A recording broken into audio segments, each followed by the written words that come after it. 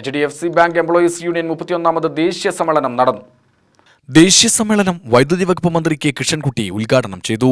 സഹകരണ ബാങ്കുകൾക്ക് ഭീഷണിയായി മൾട്ടി സ്റ്റേറ്റ് കോർപ്പറേറ്റീവ് ബാങ്കുകൾ യഥേഷ്ടം തുടങ്ങുന്നതിന് കേന്ദ്ര സർക്കാർ അനുമതി നൽകിയത് തൊഴിലാളി ദ്രോഹമെന്ന് കെ കൃഷ്ണൻകുട്ടി പറഞ്ഞു. നവ ബാങ്കിംഗ് സംവിധാനങ്ങളിൽ തൊഴിലാളി സ്വാതന്ത്ര്യം നിഷേധിക്കുകയാണ് കേന്ദ്ര സർക്കാർ ചെയ്യുന്നതെന്നും അദ്ദേഹം ആരോപിച്ചു.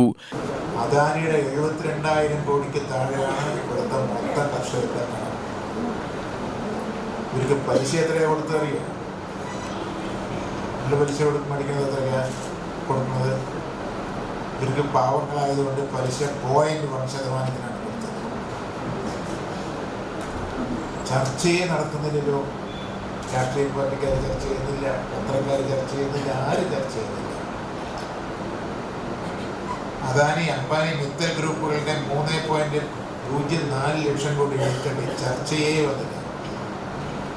ജീവനക്കാർ ചർച്ച ചെയ്ത, നിങ്ങളുടെ സംഘടന ചർച്ച ചെയ്തില്ല.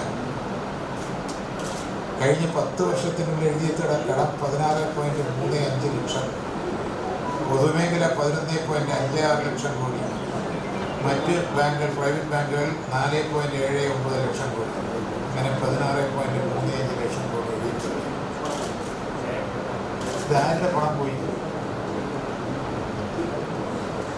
വൻകിടക്കാരാണ് ഇപ്പോൾ ഭരിക്കുന്നത്. അവർക്ക് വേണ്ടിയാണ് പൊതു ബാങ്കുകളൊക്കെ നിൽക്കുന്നത്. അവിടെ എത്തി. യൂണിയൻ പ്രസിഡന്റ് SY ഷാഹിൻ അധ്യക്ഷത വഹിച്ചു. AIBE joint secretary B Ramprakash മുഖ്യപ്രഭാഷണം നടത്തി. Union general secretary K Manikandan റിപ്പോർട്ടും ട്രഷറർ G സുരേഷ് ബാബു കണക്കുകളും അവതരിപ്പിച്ചു.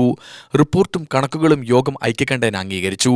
AIBE സംസ്ഥാന ഭാരവാഹികളായ AR Sujith Raju, CK Jayaprakash, P Hemalatha, NK Ramadasan, Joseph Kuriakose, RT Yadav, K Santhosh Kumar, Sajid Muhiyuddin, HDFC bank retirees association MS Narayanan, AIBE ജില്ലാ ചെയർമാൻ N സുന്ദരൻ തുടങ്ങിയവർ സംസാരിച്ചു. UTV news, Palakkad.